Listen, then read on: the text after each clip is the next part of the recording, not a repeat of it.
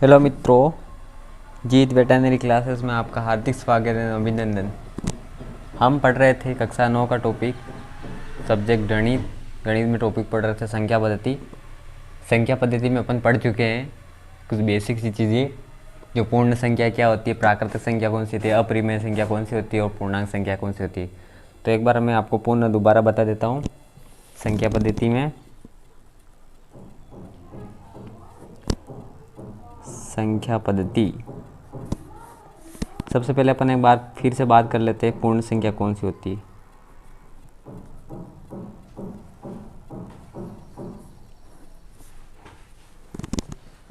वे संख्याएं जो जीरो से स्टार्ट होती है, 0, 1, 2, 3, 4 इत्यादि।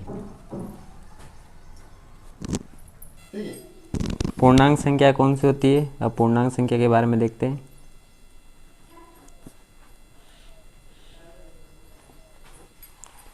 वे सभी संख्याएं जो -1, -2, -3 या 0 या 1, 2, 3, यानी कि पूर्णांक संख्या के अंदर 0 भी आएगा, -1, -2, -3 इत्यादि आएंगे, जैसे माइनस की संख्या है, और धनात्मक पूर्णांक 1, 2, 3, 4, 5, ये होती है पूर्णांक संख्या है। अब देखते हैं हम प्राकृत संख्या।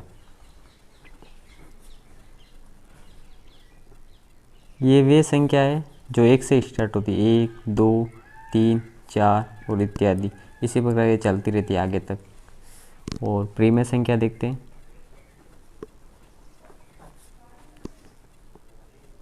परिमेय संख्या को अपन P/Q के रूप में लिखते हैं, जहाँ Q is not equal to 0, यानी कि Q कभी भी 0 नहीं होना चाहिए। ये परिमेय संख्या के अंदर सबसे महत्वपूर्ण बात है जो हमें ध्यान में रखना चाहिए। अब हम कक्षा 9 का पहला उदाहरण देखेंगे संख्या पद्धति का। नीचे दिए गए कथन सत्य या असत्य, कारण के साथ अपने उत्तर दीजिए। तो पहला उदाहरण में अपन पहला पॉइंट देखेंगे, क्या कह रहा है कृष्ण। प्रत्येक पूर्ण संख्या एक प्राकृत संख्या होती है। प्रत्येक पूर्ण संख्या एक प्राकृत संख्या होती है। इस कथन के बारे में बताना है कि ये सत्य या असत्य। अगर सत्य है तो भी कारण देना है और असत्य है तो भी कारण देना है। प्राकृत संख्या होती है। तो देखते हैं हम पूर्ण संख्या कहाँ से स्टार्ट होती है। देखो, पूर्ण संख्या 0, 1, 2, 3, यानी कि ये पूर्ण संख्या 0, 1, 2, 3 से स्टार्ट होती है, मतलब आगे तक चलती है। इसी प्राकृत संख्या देखते हैं तो 1, 2, 3, 4, यानी कि प्राकृत संख्या के अंदर कहीं पे भी 0 नहीं आ रहा है, यानी पूर्ण संख्या 0, तो ये कथन असत्य है। अतः यह कथन असत्य है। अब हम दूसरा देखते हैं। प्रत्येक पूर्णांक एक परिमेय संख्या होती है। प्रत्येक पूर्णांक संख्या एक परिमेय संख्या होती है।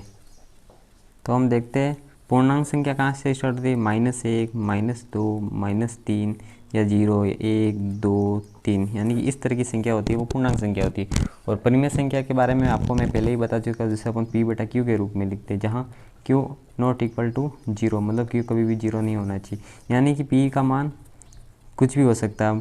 यानी कि मान लो कोई संख्या रख दी अपन ने, ये 3 ले लिया, और Q का मान कभी 0 नहीं है, यानी कि इसके नीचे कुछ नहीं तो 1 है, तो मतलब यह कथन सत्य है।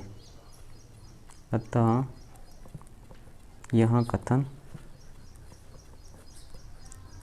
सत्य है, क्योंकि प्रत्येक पूर्णांक संख्या है एक परिमेय संख्या थी। P/Q के रूप में, मतलब Q 0 नहीं, अगर 0 हो जाता तो कुछ नहीं होता, यानी कि पूर्णांक संख्या 3 है, यानी कि 3 आ गया परिमेय संख्या, तो यह कथन सत्य था। प्रत्येक पूर्णांक संख्या एक परिमेय संख्या होती है। इसी प्रकार हम तीसरा देखते हैं। प्रत्येक परिमेय संख्या एक पूर्णांक होती है। प्रत्येक परिमेय संख्या एक पूर्णांक होती है। परिमेय संख्या को अपन p बटा q के रूप में लिखते हैं। और पूर्णांक संख्या कहाँ से स्टार्ट होती है? पूर्णांक संख्या -1 या -2, 0, 1, 2, 3 इत्यादि संख्या पूर्णांक संख्या होती है। तो प्रत्येक परिमेय संख्या मान लो अपन 3/5 ले लिया, तो यह पूर्णांक नहीं है, अतः यह कथन असत्य है। अतः यह कथन असत्य है।